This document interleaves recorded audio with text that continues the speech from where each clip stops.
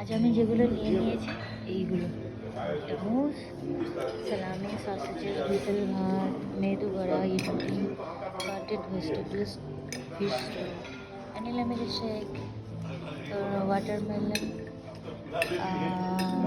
Pav bhaji, Chocos with milk, শসা, আর এখানে খিচুড়ি আর আমার গাইস। আমার চিজ অমলেটটা তোমাদের দেখানো হলো না, এটা হলো চিজ অমলেটটা।